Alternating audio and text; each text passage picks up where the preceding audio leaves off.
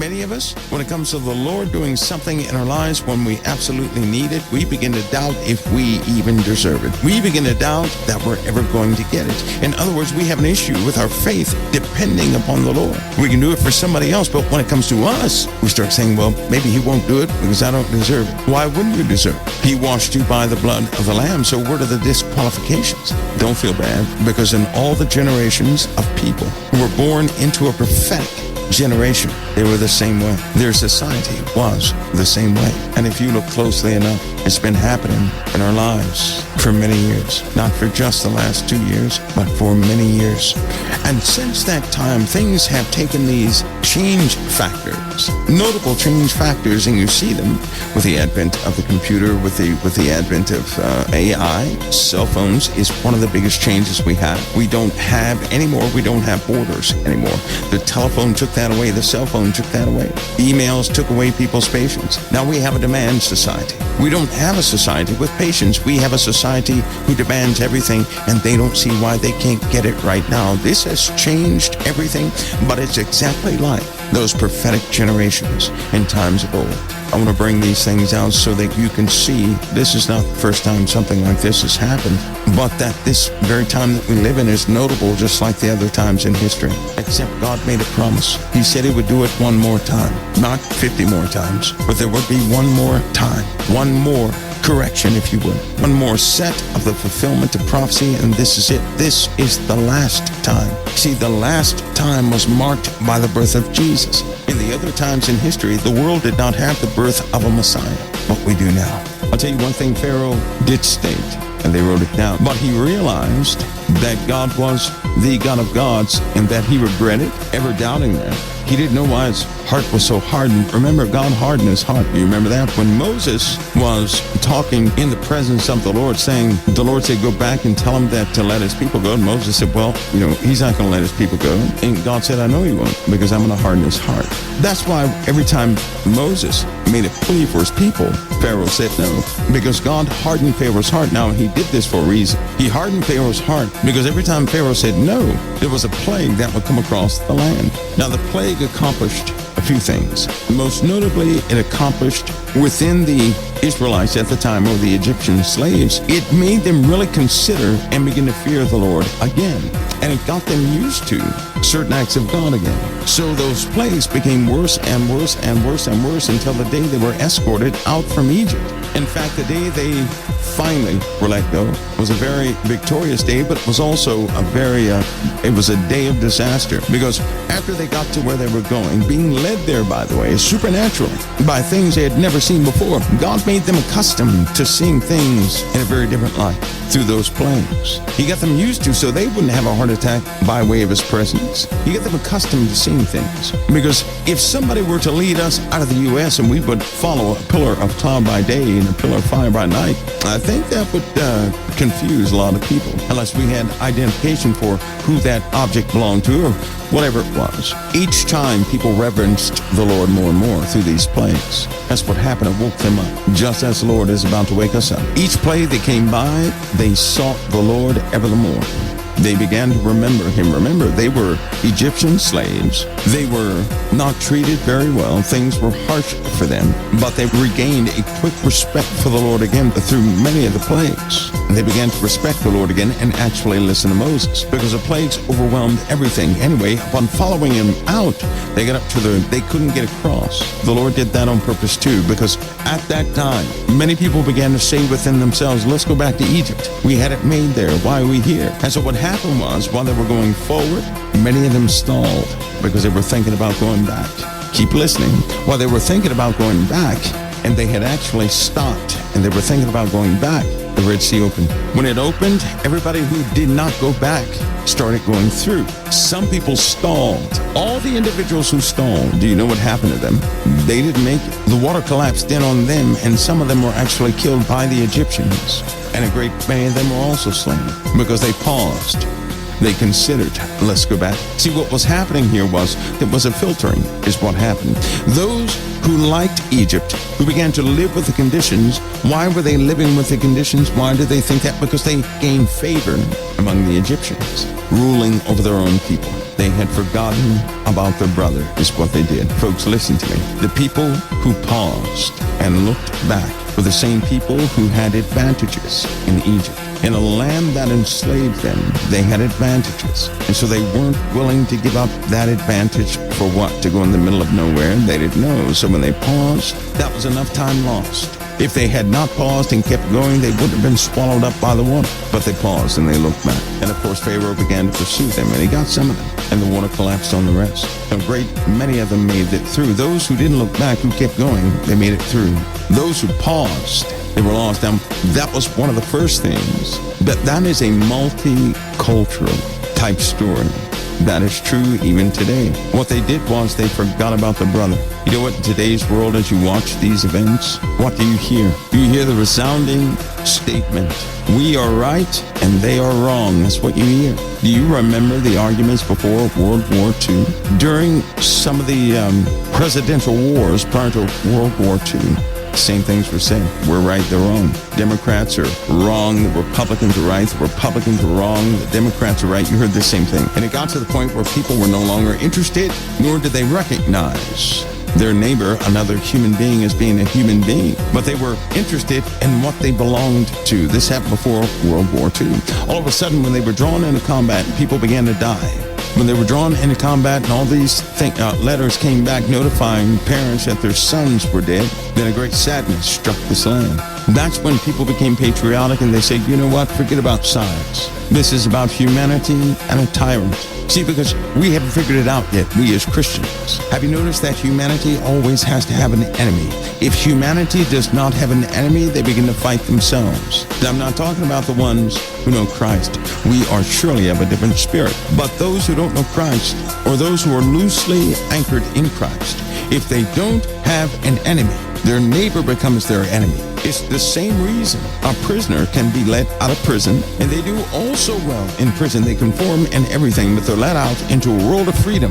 But because they have no more enemy to overcome or be victors of, what do? They forget about the sanctity of human life. They did so in Egypt also.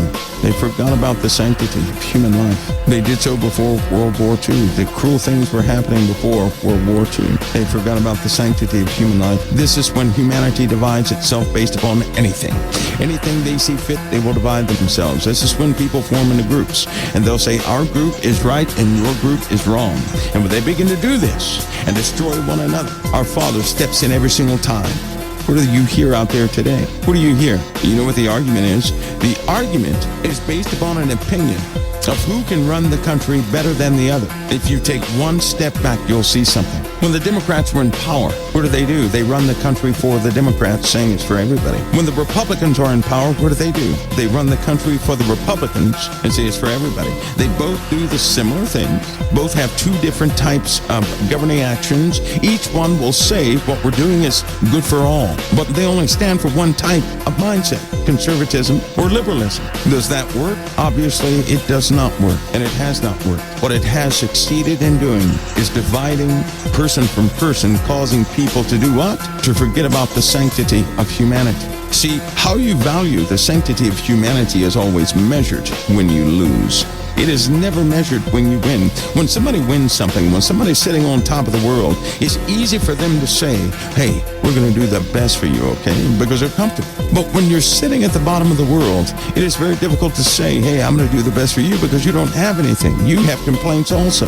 When a person has complaints, well, that's when you find out. Now, I already said throughout history there's a pattern. When humanity gets to this level, the Father shows up. He allows things to happen in the earth. He begins a process, because it just so happens that when people forget about their brother, that is the beginning of a great fall of more than a few places. Throughout this time, the Lord has shown us something. Did we see it? He showed America something. He did. Did we see it, though? Did the Democrats see it? Did the Republicans see it? Or did we all miss it? Were we so self-consumed? Did we miss it? You see, did you happen to catch it on both sides? People suffer. With both ideologies, nobody's working together. Did you notice that? How people drift apart? So what does that tell you? We're about to hit the precipice of the two parties. I hope you're hearing me. People are emotional. It's very difficult to concentrate spiritually when people are emotional. They are assuming they're getting what they want, and they have no idea. They have forgotten about all those points of sobriety. Jesus has taught us that if we're not careful, we will end up walking in the way of Cain. The world is not going to wait for you to get it together, and the Father has already given us His word. He seeks to protect those who belong to Him. He will always do that. He does not desire for anybody to perish outside of Him. But did you hear about the last days? See, in comparison to any other time in history, did you hear about the last days? Consequently, it is said in the Bible that Jesus was born in the what? The last days. Make no mistake of what season you're in, because the Messiah was always promised to come in the last days. The Antichrist comes in the last hour. The Messiah came in the last days. You were born in the last days. And because you're in the last days, you've got to focus your mind upon those things of Christ, or else you will be subverted by those who weave plans for you to get behind. Many of you are going to be sick with yourselves because you watched too much television. I say that because you're buying what you're seeing. Do not accept what you're seeing. Stop accepting what you're seeing on television. If you don't know somebody directly, then you don't know them. You cannot know a person through another one. That would assume the other person is communicating 100% of who the other person is, and no one does that. Withdraw your trust and your opinions from what you have heard or what somebody told you. Because when you see the truth, many of you are going to regurgitate your own mouth. You're going to find yourself in support of something that's been planned for many years, and you're buying it hook, line, and sinker. It's designed for you to fall, not the other guy, you. Let me give an example of what I'm talking about. In combat, in a bad situation, and people are losing their lives all around. There's one thing you think about, and it's saving lives. That's it. You think about saving somebody else's life. That sheer distaste of anything that would dare take a human life in a moment of bad tragedy really gets a person going. And in trauma, all you can think about is saving the other guy's life. You don't care who he is. In combat, you don't care who the guy is in the other unit. You don't care if you don't like him or not. Because in combat, when somebody is injured, when people are dying, see, that's the point you begin to remember. They're a human being. And all of a sudden, you begin to agree with that person deserves to live. And you do crazy stuff to save another person's life. After you've been through a traumatic moment like that, it will hit you like a block of steel. Because the pressures and the stresses were so much, and so many lives were consumed. You begin to see what took that other human being's life. You begin to see, it's almost like you see life in slow motion, to events that led up to another person losing their life. And you begin to say it's not worth it. That's just like me. I don't enter into arguments because it's not worth it. I've seen the end result. There are a lot of things I won't do because I've seen the end result. See, I could quite never get out of that place of not fighting for my fellow man. Somehow I'm still stuck in the area where the sanctity of life means everything. Not the words of a person, but the life of a person means everything. Somehow many have forgotten that, as is the case in history. And every time humanity forgets about the sanctity of life, something happens. Something horrible happens. And it seems like it's without mercy, and it consumes thousands of lives. And the trauma continues day after day. It's almost as if the trauma continues until those who are left alive realize that the sanctity of life outweighs everything else. And in that moment, when you see the sanctity of life again after having gone through a trauma like that, you begin to see how precious and rare your neighbor truly is. And you don't seek to destroy your neighbor, you seek to lift him up. You don't seek to call him an idiot or stupid, but you seek to educate him. You see, we've lost that ability in this land. It's totally lost. It's gone. Nobody thinks about it. It's not in the normal conversation, nor is it in the thought patterns that we share. And because it's gone, and because I know it will always come back, because the Lord makes it so, I know right now, this measure of cruelty that you will see with your own eyes is for that very reason. See, I told you, I don't advocate for one side or the other. And because I do not, I stand back and see what happens to everybody. Every time one of them is in power, something you have close is checked off the list. You began a long time ago not tolerating too much, but now you tolerate just about everything. And still we have the same mindset. Well, you gotta watch it these days. I can tell you now, any outsiders, do you really think they're gonna let an outsider continue? You've lost your mind. It's not gonna happen. When the dirt starts flying, because you're gonna see an uncovering Society is now going to demand that they see everything. Oh, and it's going to be shown, and it will be shocking. And that's when people begin to blame. People see what you supported. That's when a Christian will call a Christian up. You supported that. You're no good to anybody. Click and hang up. They're going to allow somebody else's life to ruin their relationship. That would be like you guys were on the phone. Let's say Biden wins, and then all of a sudden they find a problem. And then Biden has to pause his presidency because they found a problem. And all the Republicans start calling the Democrat friends saying, look what they found. See what you were serving. And then the Democrats say, well, no, because that can't be true. You guys are going to be mad at each other over somebody else's stuff. And then they flip it again and say, wait a minute, we made a mistake. Well, by that time, you've already gotten rid of half your friends. Watch and see. This, while the world is going to prosper, the new security measures that are coming out because of this election, the mail-in ballots, the biometric ballots, oh boy, we're going to have a good one. How you vote biometrically, you can't fool that system. You watch and see. There will be no handheld ballots. We're going to have biometrics. You know why? You can't replicate biometrics. You cannot authenticate biometrics more than once. And the people will demand it. You know why? You'll demand it. People are going to demand the mark. Whatever the mark is going to be, people will demand it. You know why they're going to demand it? Because everything they present from now on is going to cause you to be threatened, your guy to be threatened, your party to be threatened, and to stop that threat over your guy, your party, or whatever, you're going to say, nope, we need better security so that can never happen again. Watch what happens with this election. You think they're going to show up person to person and walk through? You're nuts. They're going to kick in biometrics. That's what the 5G is for. They're going to change that. And if they change the way you vote, you better believe your finances are going to change. You're not going to lose money. But if you don't accept being a new citizen of a specific type of nation, a brand new born nation within a nation, you can forget it. And that nation's going to be universal all over the world. Because if you think America's having problems with voting, you watch and see what happens in the other countries. Be shocked, Christians, that the similar thing will happen with them too. COVID-19 is not just in America. It's in other places too.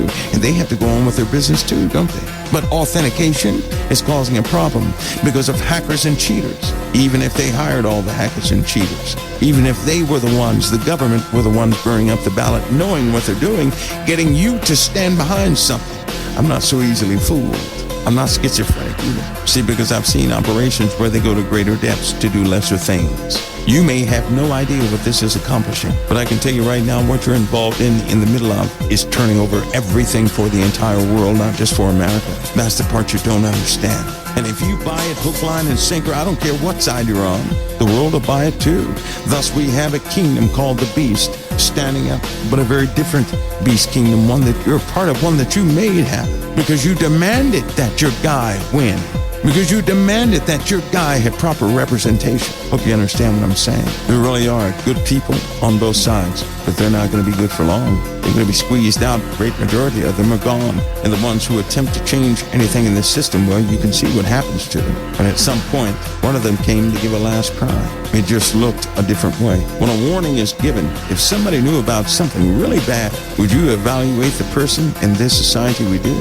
We look at the person rather than the message. We do. We evaluate the person. We won't hear the message unless the person passes the test. And if the message is not like everybody else's message, we don't want the messenger. That's the truth. So we shoot the message, and he can't get the message to us. The very things people were asking for, somebody was trying to give. But with all things, have you noticed that every single messenger, even the biblical ones, the people had something against them? See, that's why I disregard things against a person. Because I know this one thing that maybe you don't know. In order to be a good messenger, you've got to be in the dirt. If you're in the dirt, you're going to be dirty. That's just like a Christian. God didn't call you to walk on the clean green grass. Nope. Where did he find you at? In sin. You were in the mud. You were dirty. You came from the dirt. He washed you by his blood. He didn't say he washed you by water. He said he washed you by the blood, that you may be covered even when you look dirty. But see, when you get before people, if you look dirty, they don't want to hear anything you have to say. But that's exactly what a Christian is. A dirty person saved by grace who knows all about the dirt. So when one comes forward, in this day and age, they are rejected. Oh, did you hear what that person did a long time ago?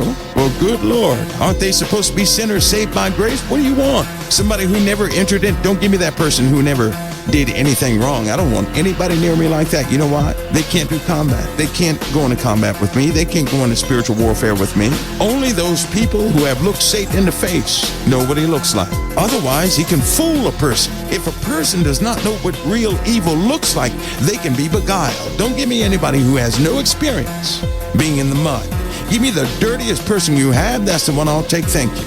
I'll go to war with that person, spiritual war. Don't give me some inexperienced individual. All they know is the good stuff. But see, my point is, when somebody comes forward like that, this is our mentality. When somebody comes forward in any capacity, and they've got dirt on them because they've been with the dirty people, all of a sudden they're rejected. Not knowing that if you've been in the mud, you have a wealth of knowledge about those who still dwell in the mud. That's exactly what happened in this country. Could happen in this country.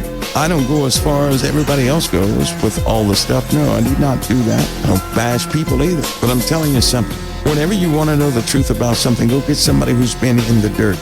Don't get somebody who just read a book. That's why I don't talk about subjects I have no experience with, because that's called hypocrisy. Go get somebody who's been dirty with it. Have you ever noticed that in Christianity, when a Christian has not been in the dirt, they're always offended. The smallest things offend them. But somebody who's been in the dirt, you can't really offend them. You can say what you want to say, they're still there. They become solid. You're not going to get rid of them by way of offense. No, they just keep fighting. But everything is backward in this day and age. And because it is backward, people want somebody squeaky clean.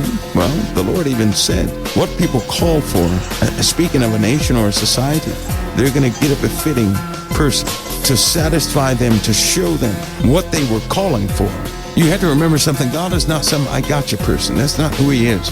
God is God all the time. He doesn't take naps and go to sleep. He's not dozing off in a corner. He's a very disciplined father. He is always the father. America right now is guiding this entire world into a time that from the onset, for a lot of people, it's going to look one way. It'll turn out to be far different. For the Christian places like this, I don't know if they listen to me or not, but they're coming after you. They're going to say you started it, you were part of it, and they could potentially pull your license. You know that little 501(c)? They're going to go look at it. I know this, so I'm going to tell all of you this. This is a time to really put some action behind the words in your heart. Don't let those who seek to take the voices away, don't let them take the voices away. Don't let them do it, because you're part of this too.